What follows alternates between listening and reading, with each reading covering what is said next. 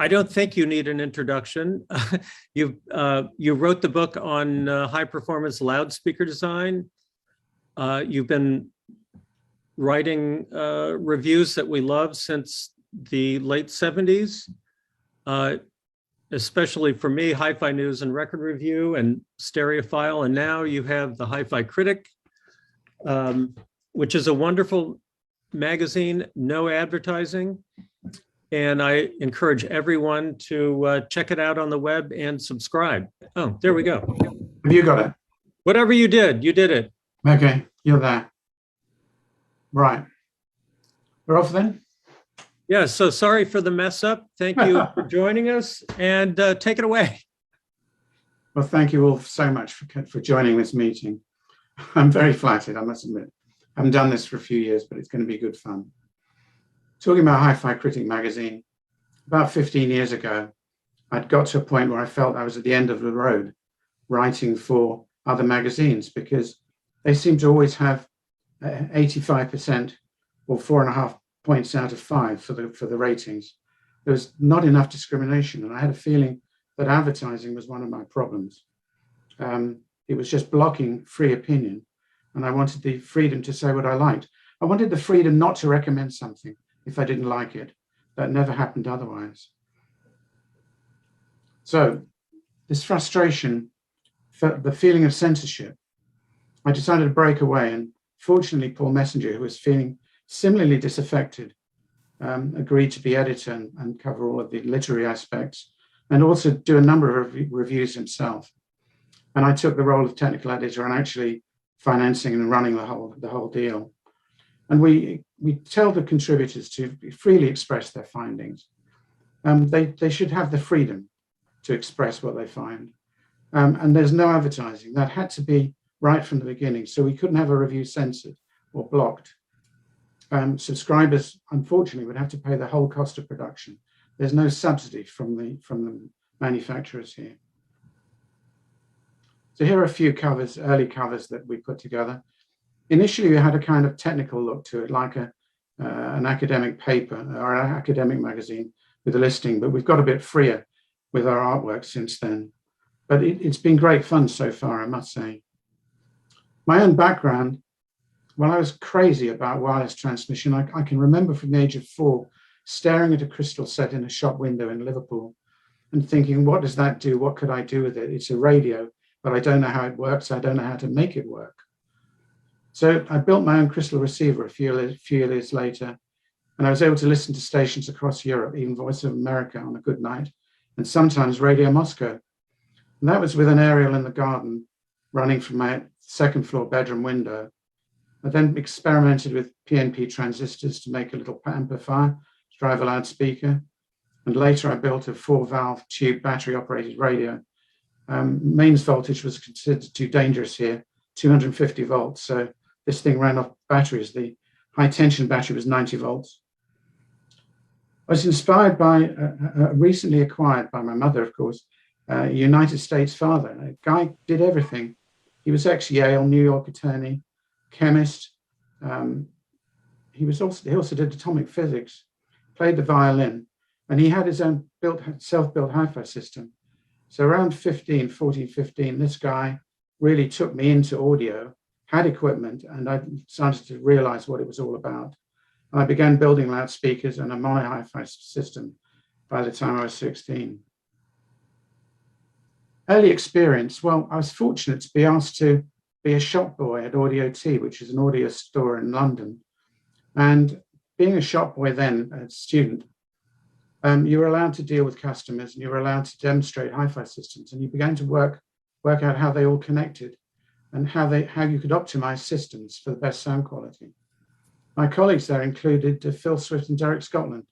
And as you know, they later formed Audiolab and another company before that. At this time, hi-fi was exploding on the consumer market, and there was expansion in recorded music as well. And this really was very, very exciting times. Shops were opening everywhere. Hi-fi businesses were opening everywhere.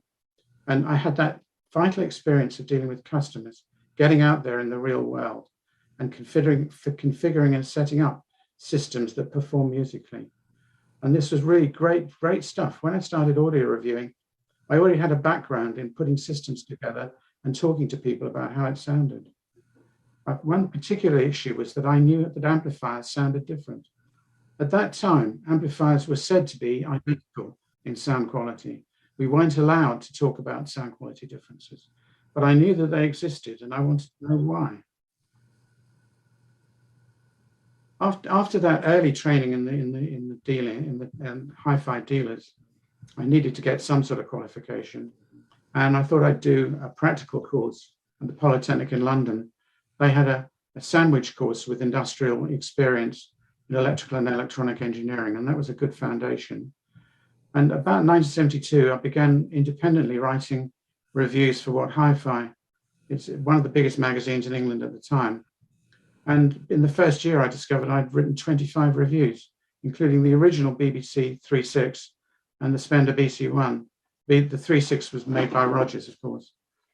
That was tremendous fun, and I really got into reviewing. And then during this period, Mo Iqbal, who was a local businessman in Cambridge, and Mike Beanie, who was manager of Audio T, I think Enfield, they asked me to come with them to be three directors of a company called Monitor Audio, which I think we jointly decided that's what it was going to be called.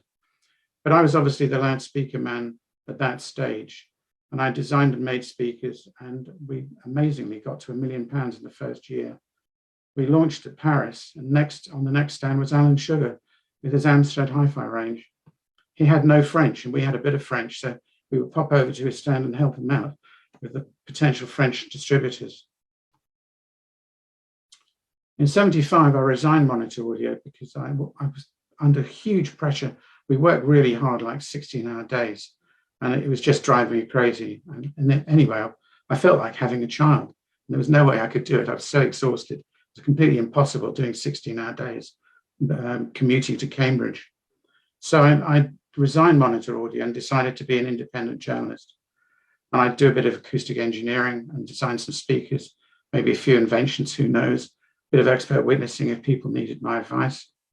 And I thought, like, what I wanted to do was to write this book. I picked up so much on loudspeakers. I thought, come on, try and write a book on loudspeaker design. And it actually was extremely helpful because it was the qualification I needed to become a chartered engineer. And that book, as you know, is now 7th edition. So what this story is about, it doesn't go deep, it's not super technical, but it's trying to relate some of the more obvious aspects of frequency response and measurement to what is important in listening in psychoacoustics. And it's based on this amazing thing, music and sound. Once you're hooked on music and sound and how you can manipulate sound to hear the music better, you're stuck forever. That's where I still am. Audio perception. How do we describe sound quality? Very complex question, and many people have many answers to all of the parameters that can be used to describe sound quality. Many of these I use in published reviews. But one of the issues is to compare past experience of live sound with recorded, reproduced sound. You absolutely have to be familiar with live sound in real live spaces.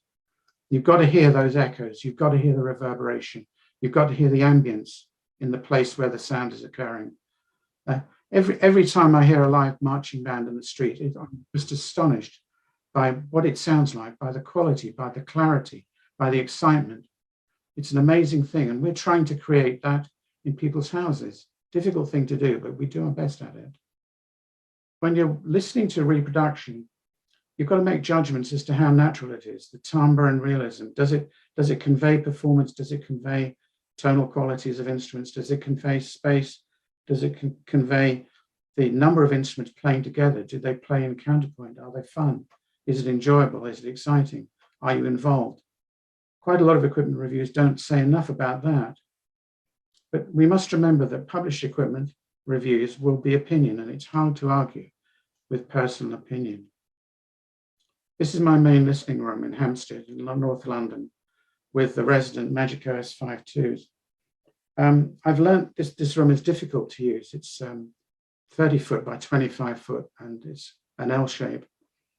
And you have to find the right place to put speakers, and setting them up the experience of Wilson alignment has helped me greatly to get nearly every speaker that comes in a decent position, but you have to micro-tune them with respect to local boundaries. You need a bit of absorption. When I first came to this room, there were no carpets, and it rang like hell. It was an extraordinary noise. The sound wasn't too bad, but the reverberation was like 3 seconds. So a few decent, big, thick carpets sorted that out. And the equipment you'll notice is that on the left, effectively on the left with regards to the stage. Equipment in the middle between the speakers is an obstruction, and it diffuses the stereo image. You want really clear, organized space between the loudspeakers that your brain can learn the local reflections and then begin to remove them from the equation. If there's things in the middle and confusion, there's trouble. And one little aspect of this particular Magico design, which is worth pointing out, you can see that the sides are curved. And when that speaker came in, I could hear immediately the sides were curved, and I wondered why. And then I put back rectangular face speakers, square-sided speakers, and set them up straight ahead. And I realized I'd been listening to the reflections between the two speakers, the side panels reflecting each other, but the curved sides of the Magico dispersed that reflection. And that's one of their features of the stereo image. It's particularly sharp, partly because of that curved side. Measuring that speaker in this room produced this set of curves. And I've been using this set of curves for some years now. They originated at Hi-Fi News when I was doing speaker reviews there, probably 25 years ago. And I find them helpful because it tells you everything about the speaker at a glance. The top curve, as you might hope, is the axial response. And you'll see that of the Magico, this is of the Magico, that it manages like plus or minus 1.5 to plus or minus 2 dB, right out to 30 kilohertz. It's a small peak at near 30 kilohertz, but it's really quite trivial. That is a pretty exceptional result. Very few speakers do that. Now, the next curve down, the yellow one, you can see there's a dip at about 3.5 kilohertz. And that is, of course, an interference dip caused by the outputs of the mid and treble going slightly out of phase above axis. Now, I point that out because the interesting thing here is that's the sound you hear from many speakers when you listen to them at a hi-fi show and you're standing up. You're in the dip between the mid and the treble. Probably the treble peaks slightly, and there's the dip in the presence range. Now, where you're sitting, a few degrees below axis, is the orange curve below that. As you can see, there's no trace of a crossover between mid and treble at all.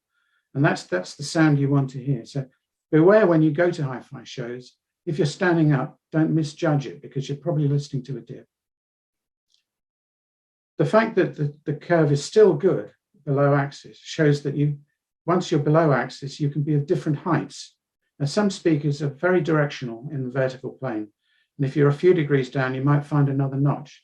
But you can see with this particular speaker, which is well blended, it's almost as flat as the top curve, even though you're 15 degrees below axis for this orange curve. Now, the next set of curves are off-axis lateral, and they're telling you what is being driven to the room walls, to the sides of the room.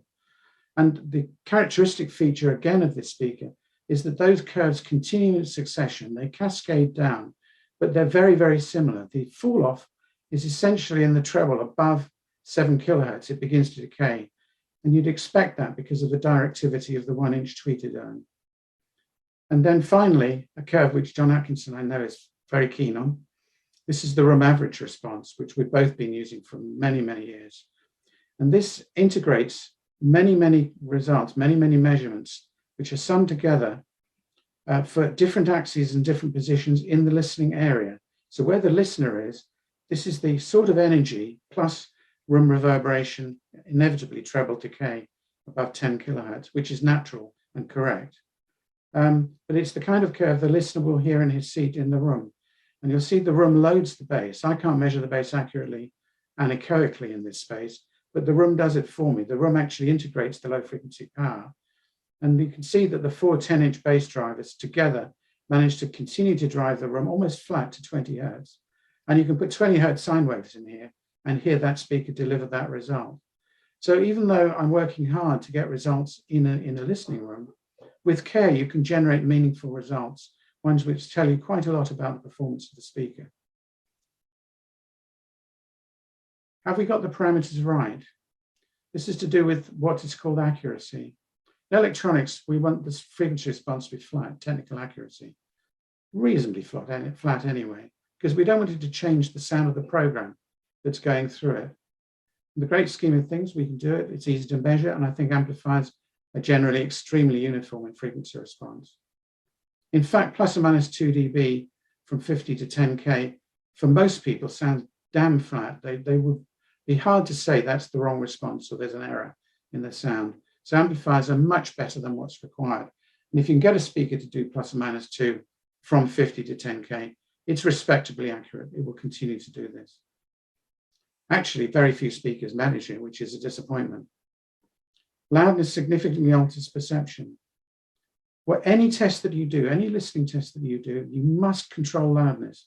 The sound level you're listening at changes the way you hear so much, changes how much detail you hear, it changes perspective, it changes tonal balance.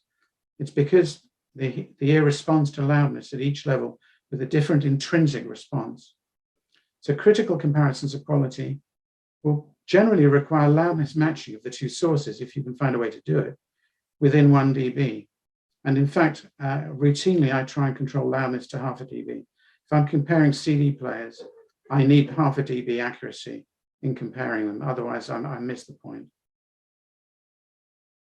So here's some interesting anomalies in loudspeakers. One of them is called the 3 dB dip. 3 dB dip. It's not quite right, but it'll do. Consider a speaker straight ahead of you. It can have a flat response, like it's somebody talking to you. And you know what it is, and you can hear what it is. But put up a stereo pair and space them at the stereo pair positions, and you hear a 3 dB dip in the lower treble, about 1.5 to 4 kilohertz. It's in that range. And it's because the speakers are now at 60-degree equilateral positions. They're at an angle to the head. And so the hearing response is different to when it's on axis. And it's the HRTF, the function of hearing, including your physiognomy, your shoulders, your ears, your neck, and the rest of it, the head shape. Now we have to remember the acoustic power in the room and the first arrival axial sound sum at the listener. So you're listening to two lots of sound with different arrivals. And if you go forward to this, directivity varies with frequency because the source dimension is not uniform, unless it's a sphere. It's interesting to listen to spheres. Variation shapes the acoustic power in the room. So the problem is the acoustic power in the room and the first arrival axial sound, they're not the same. We don't listen directly facing the speakers. They are slightly off axis. So a central loudspeaker may have a flat response as if it was any natural source. But for stereo, they'll be located at 60-degree equilateral locations, 30 degrees to the head. So what about the 3 dB dip? Well, at 30 degrees to the side of the head, the HRTF, head-related transfer, is now added to the loudspeaker characteristic, which varies over all angles. We're accustomed for one loudspeaker, but not for a stereo pair. But a fairly weakly correlated stereo feed works reasonably well. You don't notice it, you just carry on. But when a strongly in phase neural signal is present, maybe a vocal mic feed at center stage, then you do hear it. Two identical signals summing at center stage, and it sounds different. So would you audition with a single channel or in stereo for assessing a loudspeaker? That's a complication because we tend to test loudspeakers if we're being critical about them, looking for particular aspects. We might listen to one at a time, but that could be misleading. In a single audio channel, even one derived from the stereo feed, will not sound the same as a stereo 2-track original due to the use of one or two speakers and one or two channels. You'll need to learn the signals that you're using to test loudspeakers with. In a listening room, a single channel sounds different to stereo 2-channel for many reasons, not least phase cancellations. You get different frequency responses in different parts of the room, whether you're using one or two sources, the way the room is voiced by two sources or one source. And of course, with two sources with a coherent signal, there is some interference between them. Of course, you've got the angle of your ears into the head and different heights. So I advise speaker designers to go stereo as soon as possible. It's quite misleading to try and judge a single mono loudspeaker. It won't sound the same when you build the stereo pair.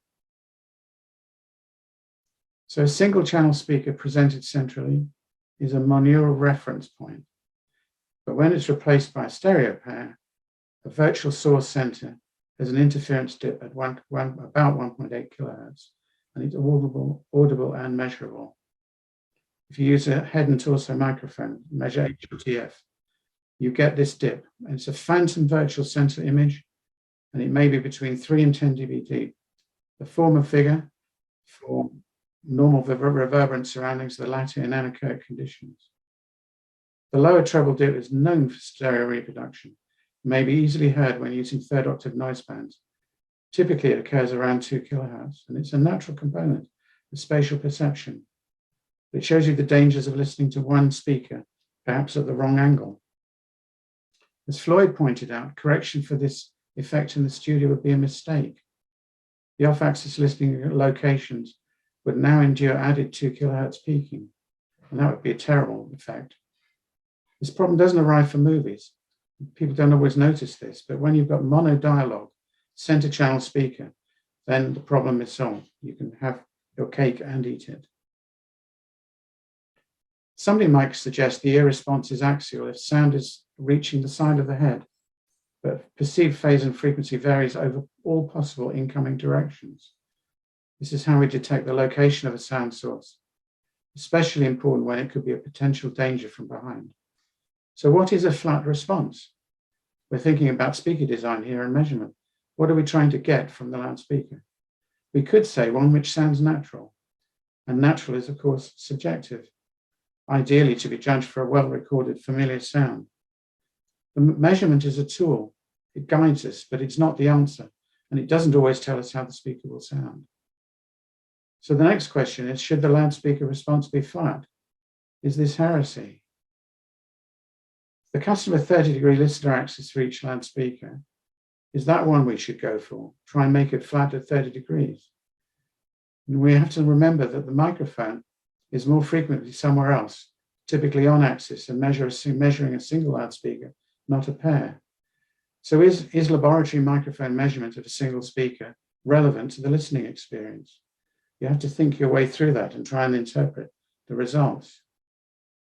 So continuing on what is a flat response, perhaps it should not be flat because the ear, head, and torso has different frequency directivities and loadings to the usual 12mm microphone. The speaker is in space, and you put the microphone in front of it. Is it a real space that it's in, or is it an artificial space we've chosen?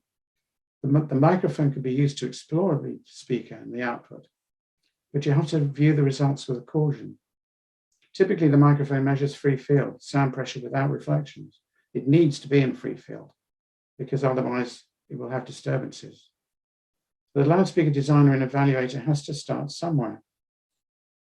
So trying to correlate with frequency response, human perception. I still think the measurements do not correlate well with hearing.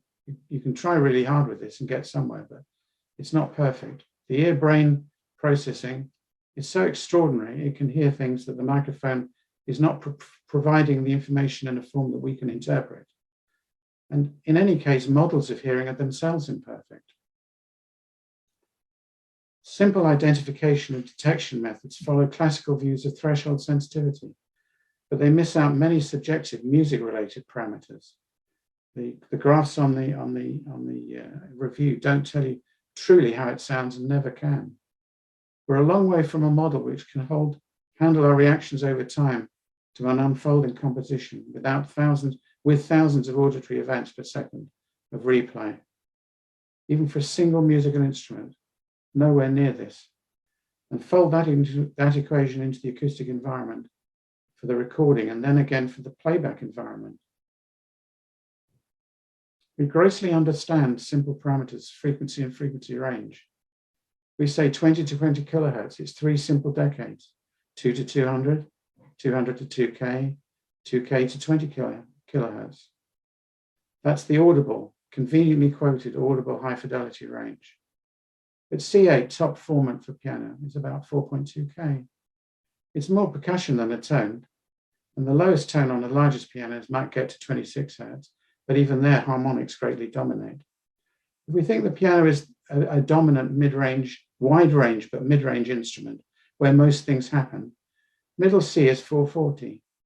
And as I look at this, it says in the tenor vocal range. Now, is 440 hertz a place where you want to put crossover network, for example? Its greatest discrimination and the greatest ability, our ability to understand detail in music. Most notes lie below 2 kilohertz, but though with characterizing harmonics at higher frequencies. But I think with hindsight, middle C is not a good place for a bass mid crossover point for a three-way loudspeaker.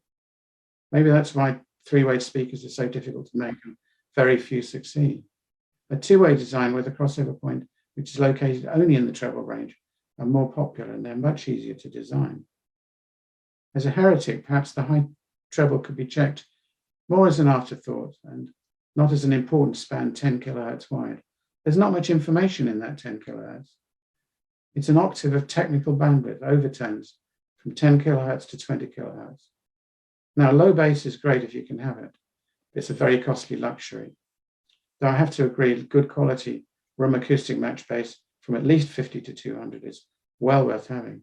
And still many speakers fail to deliver this. And looking at the scaling of frequency, and you can see, I think our perspectives for frequency are wrong. We worry about tweeter extension limited to 16 kilohertz, but most of the high frequency detail and power is to be found below 12 kilohertz.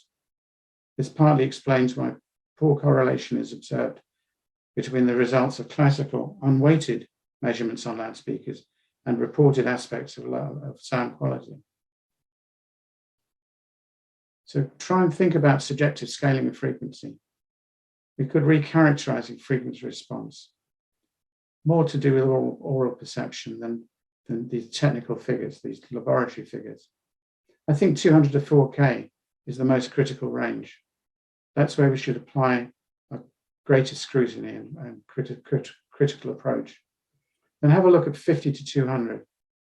That's really low bass, really in real terms, followed by 4 kilohertz to 12 kilohertz, noting the region of peak sensitivity, the lower treble. Anomalies around 3K can be very, very disturbing. And unfortunately, that's a place where most crossovers are for loudspeakers. If you can get the crossover down to 1.5K, or you can get it up to 5K, quite a lot of difficulties that are audible in speakers just go away. But it's convenient to put mid-treble crossovers at 3K. Part of this problem is the power step in response when the mid-range unit power is beginning to fall off towards crossover. And then thump, we get to a 1-inch tweeter, which is almost omnidirectional and produces much power. The power response and integration of drivers is one of the critical aspects because that drives the room acoustic. And after that, you can have a look at the high treble, but almost as an afterthought, most people can't hear it. I'm saying that absolutely. When I say they can't hear it, there isn't much information there to hear in the first place. Low bass is great, but it's a costly luxury. If you can afford it, it's great fun. So I think the most important characteristic of a speaker is uniform acoustic power, 200 to 5 kilohertz. This dominates timbre, it dominates balance, nearly everything else. Then you just tack on the bits at the end as and when you can afford them. And that completes this particular aspect of my controversial attack on current